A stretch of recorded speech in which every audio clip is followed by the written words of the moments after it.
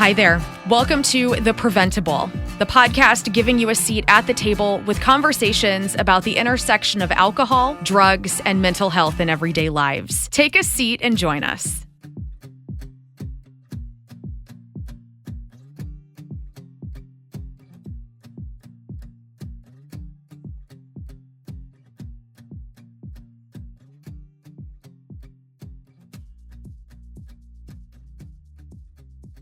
Welcome to The Preventable. Before we get started today, I want to make sure we give a big thanks to Hubbard Radio for allowing us to use their recording space and continue to be able to share these great conversations with you all. Today, I'm very excited. I have John Singer with me. Hi, John. Hi. How are you doing today? I am great. Awesome. So John is a certified peer specialist working at Prevent+Ed. He has been with our organization now. You started in January, is that right? Yes. Yes. So 6 months-ish, we'll just say around there. Yeah. Yeah. Sure. Sounds good to me. Sounds great. So part of John joining the Prevent+Ed team was to help launch a really amazing project that we're very excited about and that is happening, and so it makes it even more exciting. But before we go into all of that, do you want to share a little bit about you, John? Yeah, absolutely. First of all, thank you for having me and putting me on this platform to explain the collective, also known as Recovery Community Center in Jefferson County, the first of its kind, by the way. Absolutely. In that county. So yeah, I am a person in long-term recovery, 6.5 years. My clean sobriety date is December 22nd, 2018. And when I started this job, it didn't take too much convincing to once I found out my role, right? And to kind of lead the charge on opening the collective, just because it's, I have a lot of passions in life when I'm specifically when it comes to recovery, right? Housing and, sponsorship and things like that. But opening up a recovery community center has always been on the top of that list, right? And I have been privileged enough to work for some other different organizations and help them open up. One was a crisis stabilization unit. Another was housing, and help them establish that. But I always wanted to do something that was literally peer ran, right? Right. And something that a person can walk into and not face a bunch of red tape, right? And a bunch of challenges, like waiting a half a day to see a peer, right? Or, doing a stack full of paperwork, right? All the intake forms and a person struggling with substance use, that's the last thing they want to do, right? And they probably already have done that before they even got to that next place. Yeah. And they're still waiting a half a day in some of these places, right, to even see a provider or a peer, and so that's where my passion comes from, right? It's just a low barrier place where people can come get services, and you don't have any of that red tape, right? You don't have any of that those challenges. You can literally walk in the door and see a peer right there, and get a one-on-one with the peer. You get services if needed, or if you're in recovery, right? And you're just looking for something to do with your time, especially in early recovery. Or somewhere to be and somewhere to and connect. And it goes back kind of to my story, right? I am a person who was incarcerated for a long period of time, and I what, and I would get released and have nowhere to go, right? And I didn't know of any resources. And not that I wanted them even sometimes, right? Mm-hmm. I would get released and just go back to the same old life. But there were times that, I did want them, and I did not know how to find them, right? And so the last time I got out, I found myself in a facility, an outpatient facility, just trying to literally get off the street because it was the middle of December, and and to see what maybe they could offer. And I spent 6-7 hours there, and I didn't see a peer support specialist until like my 5th hour there, right? And you had to take a drug test, and it's I thought about walking out of there more times than I like to admit, right? Well, 5 hours is a long time to sit and think about that. Yeah. And I'm sure that happens every day at, those kind of places, right? And and not to talk down on any place, but that's just how, it goes, right? And the other part of it is just the non-clinical part, which, to me ties in like the waiting period and all that, right? So the collective is completely non-clinical. We have, some really great peers that work at the collective. We do. So the collective is our name for the Recovery Community Center in Jefferson County. Yes. I just want to make sure that people are picking up all of this information here. So we have had the opportunity to open a recovery community center to do all of the things that you're going to talk about and that we've mentioned already. And it's been several months of finding a place, figuring out everything about kind of how we're going to do this, and naming it. And that was a process too. Why are you laughing, John? I'd rather not say. Yeah, we had a lot of back and forth about what might make sense. Yeah. The hardest parts were finding the place, and then, out of all things, naming it. It, yeah. I was, brushed away with some. I'm kidding. Brushed away, he says. I think we just had to have a name that we all felt would really be what we intend for this location. And to through offer. that process, we found the perfect name. Mm-hmm. The collective. Right? Yes. Yeah. Yeah. And so it was a whole process, but I think it needed to happen because that's the name. That is the name, yeah. The collective. I love it. I really like the name, the collective. And it wasn't my first choice for a name either, if we're being fair. So I might have been brushed away a couple times also.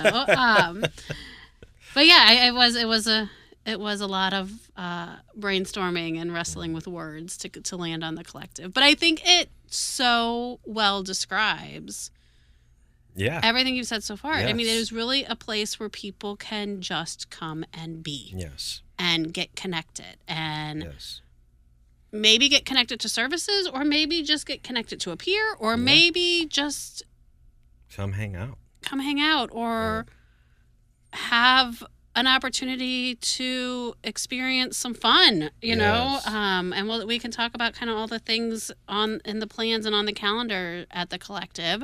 But you had started to mention the other staff and the other peers, not just at the collective, but all of Prevent+Ed and the team there. Yeah, they are amazing, and I've known most of them, through the work that my career. Right, and I didn't understand the dynamics of like the team at Prevent+Ed, right? And I never felt like I belonged anywhere as much as I do here. Oh, that's awesome! Right, yeah, and they're just fantastic, every single one of them, and open-minded, teachable,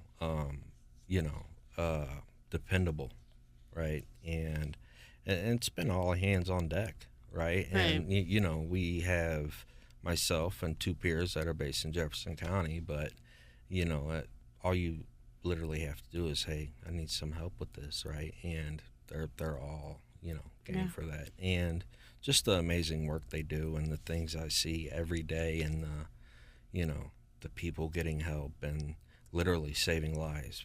And that's what it's about. I mean, the passion that comes from our peer staff is so amazing. And you know, there's so many reasons and so many personalities that come together there, but it all comes back to helping other people. Yeah. And in every interaction I've had with any of our peers around anything, I mean, it's about how can I help? Yep. How can I help more people? How can I help people get to the next place, or really be able to walk this journey with them? Yeah, and it starts with the leadership, you know, and Tricia and yourself. Oh, thank you. And it just all been amazing, you know, and Tricia is always on, you know, how can I help? And, you know, and she gets, I think, a little upset when I'm just like, I'm good, you know, but she, you know, she is a compassionate leader, you know, and when you're doing this kind of work and you're managing peers, that's kind of what it has to be. Absolutely. You know, so. Absolutely. So the collective in Jefferson County. Yes. Yeah. So Recovery Community Center, we've said a little bit about kind of what it is or what it might not be. What do you think is the most important part or the need here in Jefferson County? You know, I could ask the question like, why Jefferson County? But I can answer my own question, so I'm not even going to do that. But for the listeners, I'll entertain this. We really focus on Jefferson County as a rural area that has services, but doesn't have always a lot of connection to different parts of the county. It's a big county that, you know, definitely has some gaps in areas. And, you know, we were able to have the opportunity to have some support to open this. We also know, just looking at data, that whether it's overdose rates or treatment utilization, or, you know, going to the number side of it, there's a need. There's people who need this services and the connection and the collective in Jefferson County. So I understand, you know, why in Jefferson County, but I think my question for you really, John, is what do you think is going to be some of those gaps that the collective is really going to be able to help fill within Jefferson County? Well, so one of the other pieces of being a peer support specialist for Prevent+Ed in particular is, you know, we're not tied to any one treatment center, right? Our job literally is to work with anyone and everyone, right? And with it being in such a rural area, and, you know, myself and our peers, you know, we have connections with all the treatment centers and all the sober livings and all, you know. The courts and the treatment courts and the children's division and the hospitals. We literally work with everyone, right? And I think that is a huge asset, right? And I think that's what's going to make the difference, right? So when people come in and, you know, we're not just funneling them through Prevent+Ed detox. You know what I mean? Yeah. And we are literally finding out what the client needs, right, and what would be best for the client, and making phone calls and taking them places and picking them up, you know. And we have a van. I was just gonna say, you're talking about taking people places. Yeah, we have a van. The van. I think part of the amazing power of something like the collective is that when we started to even talk about it in the community, it's not that I was expecting any pushback. I knew that this was going to be a good thing, but, you know, you kind of have to be prepared for that. You kind of have to be ready that there might be people that think, Yeah. we don't need this here. Or, wait, we don't want this service, or we don't need another provider. Or, there's lots of reasons that people, community members, partner, everyone might. Yeah. And so you can't, it's in the back of your head, right? Yeah. And from day one, when we started talking about the collective and the idea of a recovery community center in Jefferson County, it has only been met with partners and other people excited about it. Yes. And ready for it to go from day one. And we were like, wait, we got to find a place and we got to open the doors first, which we're there. Yeah. But the other exciting part is partnerships that we wouldn't necessarily think about. So through the Jefferson Franklin Community Action Coalition, we've been able to partner, and they had access through their Easy Mo program that provides local rural transportation services in a place that doesn't have public transportation. They had access to a van that they were not necessarily going to be able to fully integrate into what they were already doing. So they reached out to us and said, could you use a van? Yeah. And John said, yes. Yes. Yeah, it was such a blessing, you know, and Jefferson County is, like you mentioned, a very rural area, right? And there's a lot of towns and just a lot of space to kind of navigate, and having this van is, really going to help with that. Yeah. And, as far as, I've done most of my work in, the city, South St. Louis, North St. Louis, and I moved to Jefferson County about 3 years ago, right? And I would come home from work, and helping all these people and, doing my best to serve that community in the St. Louis area. But I would be driving up 30 or somewhere, and you would see the same need, right? And it's just people, homeless folks, unhoused folks who are just standing on the side of the road, right? And people popping up in tents and things like that. So when I talk about my passion for an RCC, and then especially in Jefferson County, I think that's a lot where it comes from. But the van will allow us to go, to House Springs or Hillsboro or and there's no limitations on it really. If a person calls and needs transportation, says, "Hey, I just want to come hang out," one of us are going to go get them. Yeah. Right. Yeah. So it's about not only helping the people in the community maybe get to other things they need to get to, whether that be appointments or other obligations they have, but then it also allows us to be able to get people to us that wouldn't necessarily be able to get there. So that might be for absolutely a meeting or a social event or a barbecue or whatever is happening at the collective at the time. And if somebody's like, oh, I'd really love to come, but I don't have a way to get there, we can help them out. Exactly. And and more times than not, that'd be the case. Not a lot of people struggling don't have their own vehicle, and some don't have a way, right? Don't have gas money to give somebody, and or what I would like to bring up, or have a kid with them, a kid or two, right?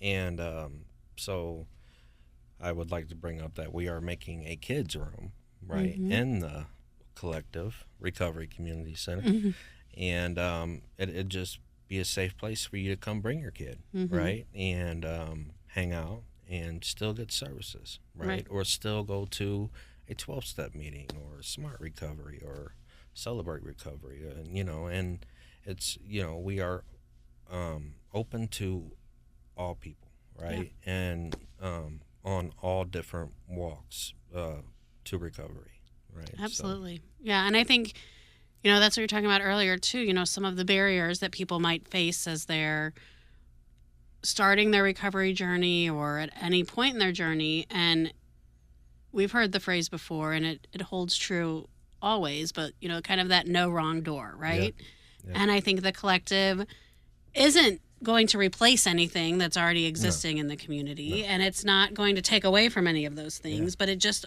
offers another door, another way that people can access some of those services or have a place to go. If anything, it benefits the organizations and Jefferson County and the surrounding areas, right? Yeah. So, I mean, we will be utilizing them, you know, and from the collective. You know, and that's, I would imagine them why, you know, people are excited about it. And I get emails all day, every day. I'm sure you do. You know, and I would love to come and put, you know, a stack of brochures up, or I would love to come and, you know, maybe have a vendor table for a day, or, you know, and just, and it's all kinds of different organizations. And it's a great thing to see happening. And, you know, we have a small gym, right? And we have a gaming area, a group room, a kids room. Some private offices, so people can have some confidential conversations with a peer, or, you know, if another conversation needs to happen, there's that space to allow that. Yep, very nice living room.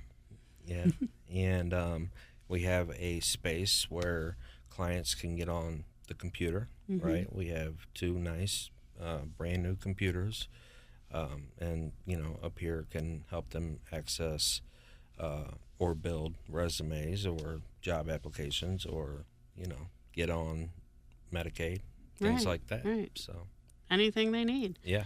And I think that is part of the beauty of it. It is that flexibility. Yes. And, you know, it's been a little minute for us to kind of get it all together, and it's open and it's happening. But, you know, I'll have you back on the Preventable in a year, and it'll probably even look different then. You know, I think that the options really are endless here on what all we can use the space for, what the community needs the space for, and how we can kind of continue to grow and evolve. Yeah. And the way I always explain it, and to people who reach out to me, and there's some folks who reach out to me about starting an NA meeting, right? And it'll start the 19th. But, you know, it's like, is it okay? And I'm like, you know, I was like, this is your center. Yeah. You know, this is not my center. This is a community center, right? It's totally okay. Yeah. Right? And we can, you know, hash out a time and what that looks like. But, you know, and all are welcome. All are welcome. Yeah. That's great. So, what some logistics? Let's talk about some logistics here. So all are welcome, but this is not a crisis center. No. This is not a 24/7 place. This is not housing. This is not, you know, this is not, like we said, this is not direct clinical services. Yeah. But it's a place where people can learn more about those resources, maybe get connected to them, maybe be able to access them in different ways if they're not able to get directly to one of those other resources. But for now at least, like I said, things can always change, but for now, what are the hours of the collective if someone's interested in showing up, coming by? So for now, and it, you know, to begin with, is my hope within a year is that, you know, we grow out, you know. Yeah. And but the hours are Monday through Friday, 10 to 6, Saturday, 11 to 7. And, you know, expect BBQs on Saturday, you know, people hanging out, playing games, playing waltzers, playing bags, things like that. And, you know, it's just a great place to come in and meet some people in recovery, or still get services on Saturday, right? And I thought that was very important, to not just have it, you know, Monday through Friday type thing, is to have a, you know, Saturday option too, you know. So, but yeah, that's ours. And that's ours. And where is the collective located? It is located at 924 Jefferson Executive Drive, Imperial, Missouri. So kind of right off Highway 61, 67. between the Richardson and Imperial Main exits. Yes. So, or yeah. if you're coming down 55, you get off Richardson and you go down JeffCo, and it's right past, I think, Rock and Roll Arena? Rock and Roll Arena, skating rink. The skating rink in Imperial. If you know, you know, right? Yeah. Yes. To connect with you and give you a call, what's the best number to reach you at? Yeah. My cell phone number is 314-939-0923. You can reach me, and I will, you know, if you don't have a way to the collective, or if you just want to meet in the community somewhere and have lunch, or you want me to come to you, or you just literally need somebody to talk to, you can give me a call. Absolutely. And that's what certified peer specialists do. Yeah. So it's about being there with somebody and people not having to walk all this alone. Yeah. Yeah. When I finally first, met one after waiting, 4 or 5 hours, it literally changed my life, and to see a person who, who has lived experience, the same kind of lived experience that I was going through, right? And you could just feel he knew what I was talking about, right. And he knew the pain that I was in, and he knew the best way to help me, right? And I had a sober living date the next day, and he's like, "You're not gonna go sleep on the street tonight. You will come sleep on my couch if you have to," Yeah. And that's what a peer support specialist is. And I'm not saying like that's what you should do, is just let people come sleep on your couch.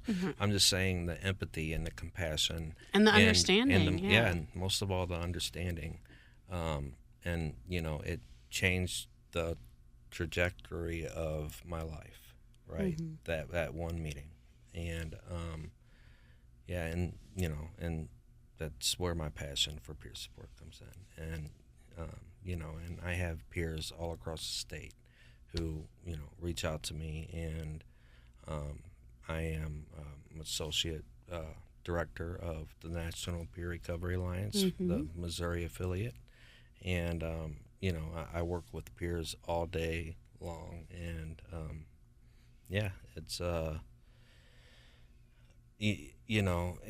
it's hard for me to describe in words, right. Like just the effect it has on people, right? And it is truly, in my opinion, one of the best one of the best ways to reach out to a person struggling with SUD or OUD, or right.